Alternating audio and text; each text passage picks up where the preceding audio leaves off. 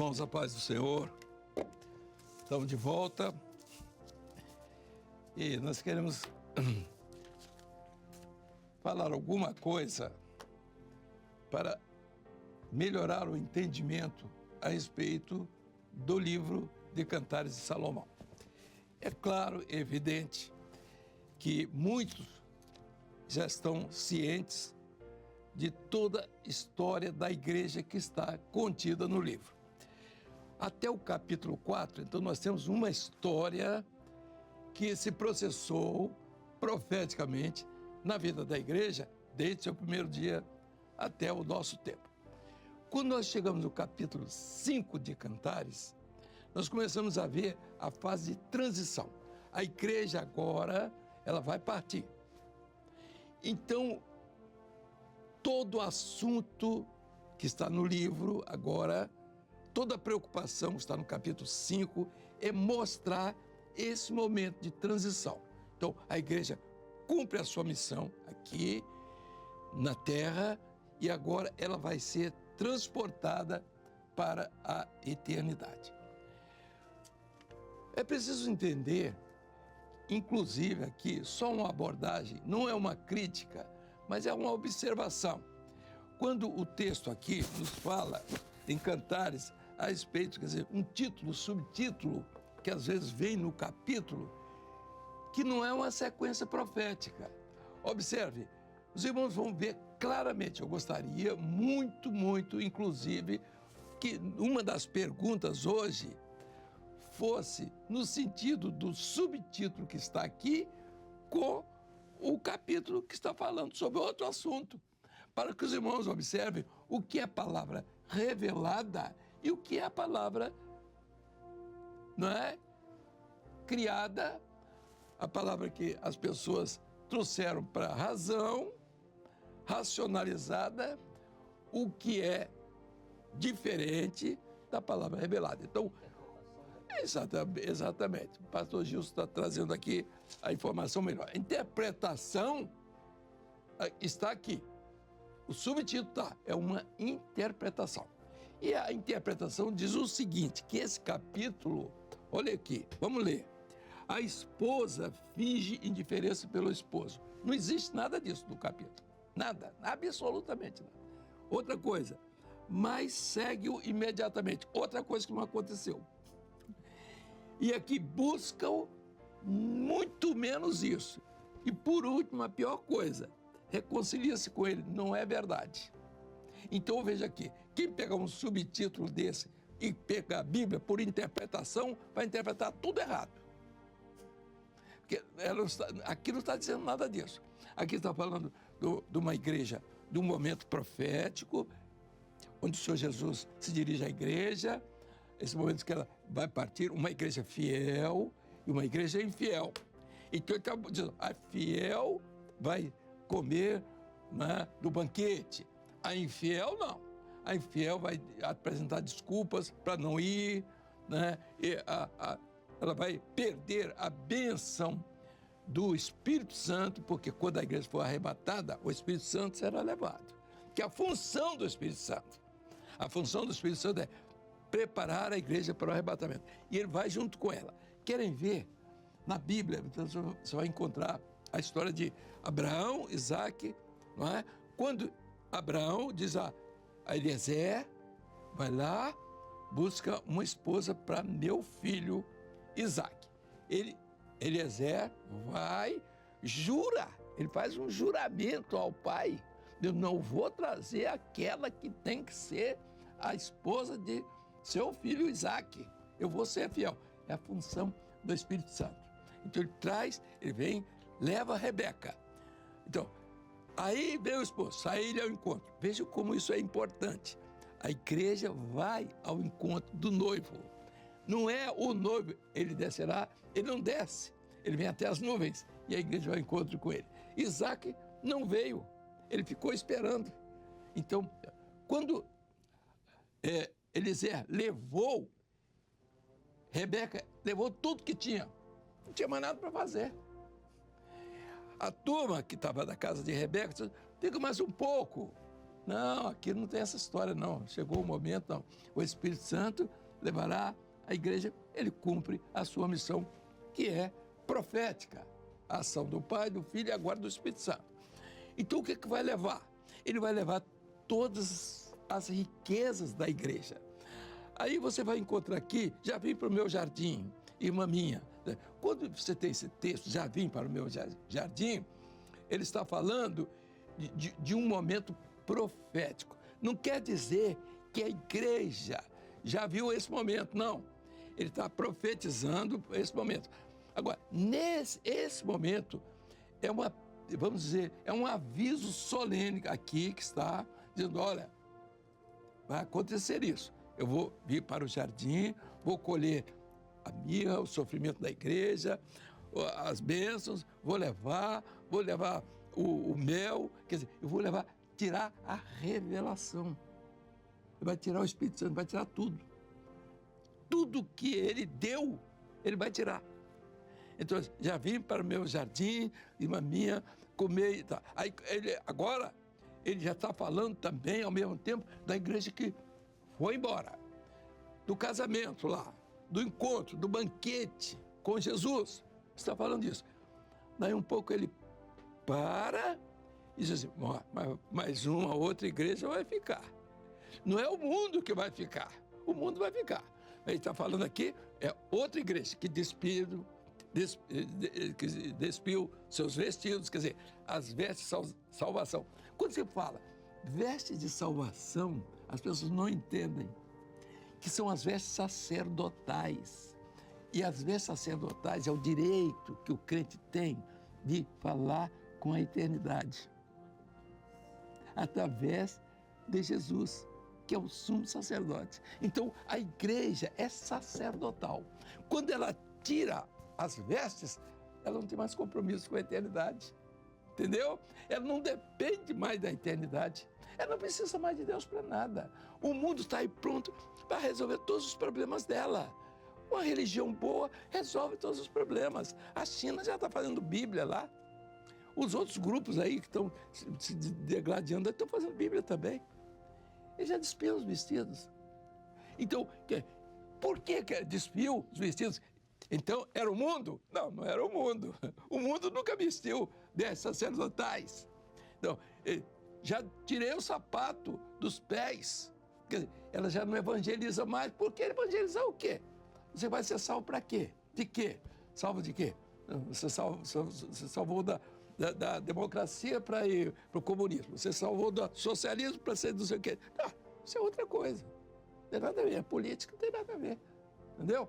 Você não está salvo disso. A salvação é algo que o Espírito Santo realiza na vida do homem. Então, do crente. Então, você está falando aqui de crente. A igreja que vai ficar. Esse que é o nosso drama aqui. É saber, você vai ficar ou você vai seguir. Então, em que lugar que você está aqui nisso? Não, eu já não sou muito crente. Sou crente, mas não sou crente, né? É muito isso, né? Sou baiano, mas não sou baiano, né? Então, tem essas coisas assim. Mas vejam só, crente mais ou menos, existe isso? Não, sou crente, mas já despido os vestidos, quer dizer, eu já não preciso mais de Deus para nada, para interceder por nada. Eu vou orar pela irmã, para quê? Vou fazer uma misura aqui, se eu não creio no poder do sangue de Jesus, se eu não creio na palavra revelada, se eu não creio no mistério que está em Jesus, se eu não creio na eternidade, se eu estou crendo em religião, eu vou orar pela irmã de quê? Você está crendo na minha oração? Mas não falta não falta o artista e não falta os que gostam dos artistas. Mas vejam só, o Evangelho não é essa brincadeira que está aí. O Evangelho é algo sério. Então, e lá no próprio livro de Cantares diz assim, afastando-me eu um pouco deles, logo achei aquele a quem ama a minha alma. Aquele a quem ama a minha alma. Então veja aqui, alma é um negócio muito sério. Você não pode dar sua alma para religião, para ninguém. Cuide dela. Cuide dela. Então, esse é o problema. Então, ficou caracterizado aqui o quê? Há uma igreja que vai ficar. Aí você pergunta, é a igreja tal? É a igreja qual? Não, é a igreja infiel. Aquela que foi chamada e não foi escolhida. E diz assim, muitos são chamados. Eu fui chamado, você foi chamado, alguns estão aqui, todos estão me ouvindo, foram chamados. E os escolhidos, os fiéis. Os fiéis a quem? Ao chamado. Então, o Senhor te chamou para uma obra e você quer fazer outra obra. Está ótimo, está tudo certo. Mas não é a obra do Espírito. Então, meus irmãos, veja aqui, o que eu estou caracterizando aqui? Estou defendendo uma tese, e a obra precisa de tese? Eu estou defendendo o que está aqui, não estou defendendo nada, eu estou dizendo o que está revelado aqui.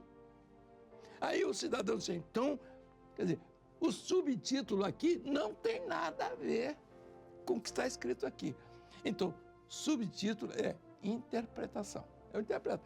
Você tem o direito de interpretar. Conta a história de Joãozinho e Maria, interpretação. É isso aí.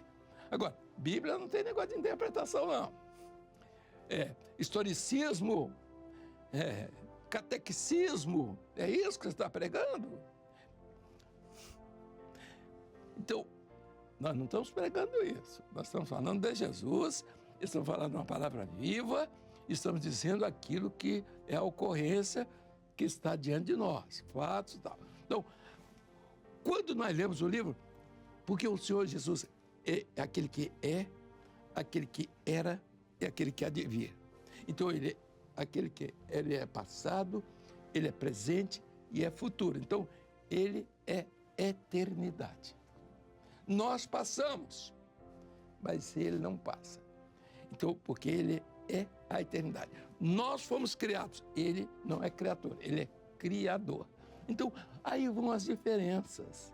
Aí as pessoas vão fazendo religião, vão fazendo aquilo. Então, mas há um detalhe pior ainda do que esse que está aqui, é que os profetas das trevas, eles dizem o seguinte, olha, a igreja vai passar pela grande tribulação, sabe por quê? Ele tem razão. Ele tem razão quando ele diz, porque ele não tem revelação. Quando ele diz que a igreja vai passar pela tribulação, ele está botando uma porção de gente na situação que ele está, que ele crê, que ele vive, porque ele não tem revelação. Porque se ele tivesse revelação, ele estava aqui dentro e sabe que não, isso não iria acontecer. A igreja fiel não vai passar pela grande tribulação. Aí você abre o texto do Apocalipse e diz assim, como guardaste a palavra da minha paciência, eu também te guardarei da hora da tribulação que há de vir sobre todo mundo para tentar, para atribular os que habitam sobre a terra. Já é um outro juízo. Então veja aqui, você guardou a palavra? Guardei essa palavra. Está livre, não tem problema nenhum. Ele vai te guardar também, a tribulação não vai te pegar. E daqui uns dias para frente, nós vamos começar a mostrar o que é tribulação, o período que nós estamos vivendo. Vamos dar um salto no Apocalipse, está entendendo? Eu vi uma reunião há dias atrás de um cidadão falando a respeito do Apocalipse, interessante. Ele disse umas coisas que quem não entende, quem não tem revelação, acha aquilo o máximo. São conclusões, eu até achei que até uma pessoa, não é, vamos dizer, não é um mau caráter, mas ele quer trazer interpretação. Apocalipse não é interpretação. E no lugar que ele tinha que entregar a revelação, ele deu um salto mortal, porque ele não crê em revelação. Aí ele mudou tudo. Então vejam aqui, meus irmãos, essa é a hora séria. Ou a igreja entende o que é revelação e vai viver a revelação, ou ela vai viver a religião. Então ninguém é contra ninguém. Eu acho que todo mundo está livre de fazer o que quer, nós não temos o direito de intervir em nada na vida dos outros, mas nós temos um povo, hoje nós estamos com 105 mil participações no mundo inteiro. Amanhã nós somos 105 mil participações, você multiplica pelo número de igrejas, você vai ver o que isso vai dar. Mas veja aqui, nós estamos preocupados, conosco aqui, nós estamos preocupados em dizer que as pessoas se preparem. Pode ser aqui, ali, qual é a sua igreja? Não importa. Qual é a sua religião? Não importa. O que vai importar é a sua relação com Deus. é o seu entendimento a respeito de Jesus, da vida eterna, da operação do Espírito Santo, o que é o mistério de Deus, o que é palavra revelada, o que é o profético. Ele não alcança o profético, ele não alcança o profético. Quando o cidadão desse aqui, que leu, que botou um título desse aqui, ele não entendeu nada de nada. E os profetas da escuridão, eles nem leem o texto, eles leem só o título. E um título desse acaba com a história da igreja, acaba. Esse título que está aqui acaba com a história da igreja, não acaba com os fiéis, acaba com a história da igreja. Porque os fiéis, eles não vão em conversa. Os fiéis, a interpretação, não, a interpretação todo mundo pode ter, eu tenho, todo mundo tem, tá tudo. Mas o que importa aqui agora é revelação. Então vamos aqui. Então, quando o profeta, os profetas, vou repetir, hein, das trevas, dizem que a igreja vai passar pela grande tribulação, creia nele. Pode crer nele. Sabe por quê? Porque ele está falando daquilo que ele sabe que ele vai viver. Sabe por quê? Porque ele foi para a letra. Sabe por quê? Porque ele foi para a razão. Porque ele foi para a interpretação. E cristianismo para ele é isso. Cristianismo é isso mesmo. Aceita qualquer coisa. Evangelho não. É a palavra espiritual. O Espírito Santo que revela.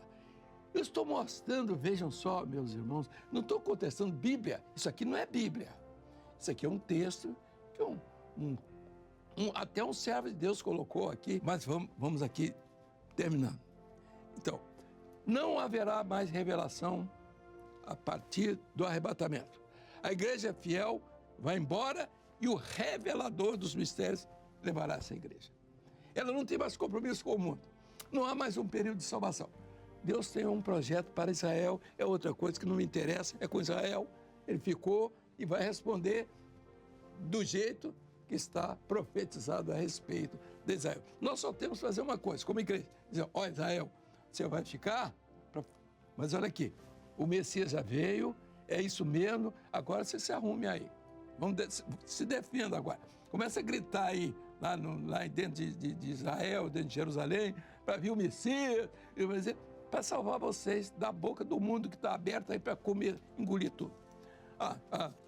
800 foguetes já lançaram esses dias aí, só sobre a cidade de Israel. Mas você pergunta, por causa de quê? Por causa de quê? Entendeu? Bom, é assunto de Israel, então vou deixar para lá. Eu tenho mais alguma coisa para falar? Aqui, ó. Então, já saibam todos isso aqui. O infiel está com a razão, vai ficar, é isso mesmo, vai ficar para a grande tribulação. Ele é infiel, ele não quer ficar sozinho.